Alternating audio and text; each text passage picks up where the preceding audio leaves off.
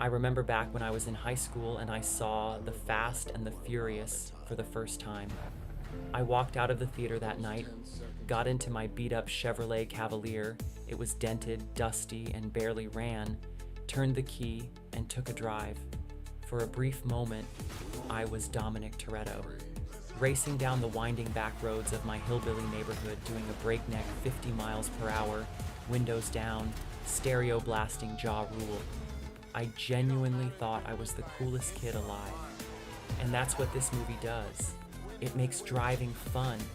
It romanticizes speed, friendship, loyalty, and that gritty street-level adrenaline we all secretly crave. The Fast and the Furious kicks off not with over-the-top spy missions or launching cars into space, but with street races, tuna sandwiches, and undercover cops. Brian, Paul Walker, an LAPD officer, infiltrates the underground street racing scene to get close to Dominic Toretto, Vin Diesel, a street king suspected of hijacking semis full of electronics. Paul Walker plays Brian O'Connor, a young LAPD officer sent undercover to investigate a string of precision truck robberies. The suspects? A tight-knit crew of street racers led by the enigmatic Dominic Toretto, played by Vin Diesel in his breakout role. As Brian immerses himself in the underground racing world, he begins to bond with the crew and fall for Dom's sister, Mia, played by Jordana Brewster. What follows is a high-octane blend of loyalty, betrayal, and brotherhood. What made this film so iconic wasn't just the cars or the action, it was the characters. Dom wasn't just the muscle, he was the heart of the crew. Vin Diesel delivered a performance that was stoic, grounded, and oddly poetic. Paul Walker's charm, innocence, and evolving moral conflict gave the film its emotional depth. And the chemistry between the two? Lightning in a bottle. Let's not forget the rest of the crew. Michelle Rodriguez as the fiery Letty, Rick Yoon as Johnny Tran, and J. Rule yelling Monica at the racetrack. These are moments permanently etched into pop culture.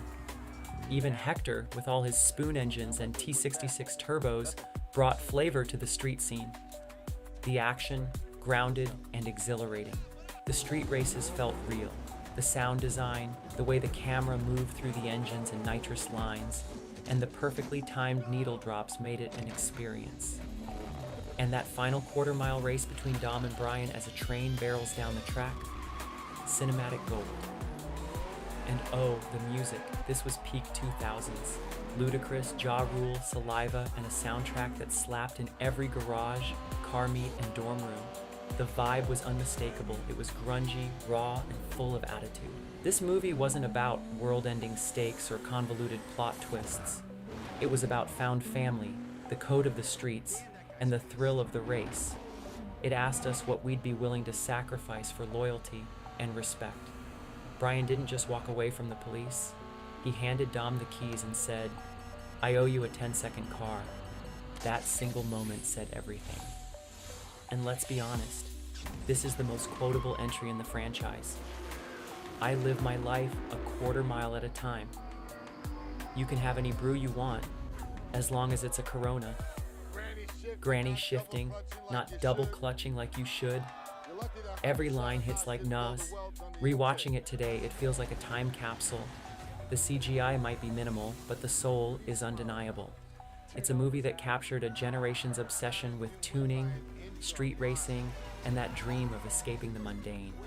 It was about identity, culture, and grit. And sure, the franchise has gone in, let's just say, unexpected directions, but nothing, and I mean nothing, will ever top the grounded, raw charm of this original. It had stakes, it had soul, and it had cars that didn't fly into space. So if you've never seen The Fast and the Furious, do yourself a favor and go watch it. And if you have, watch it again. Let it take you back. Maybe hop in your own beater, crank up some 2000s rap, and go for a late night drive. Just maybe don't try to outrun a train. 5 popcorn buckets out of 5. A classic gem that still hits hard and reminds us why we fell in love with the streets in the first place. Ask any racer, any real racer. It don't matter if you win by an inch or a mile. Winning's winning.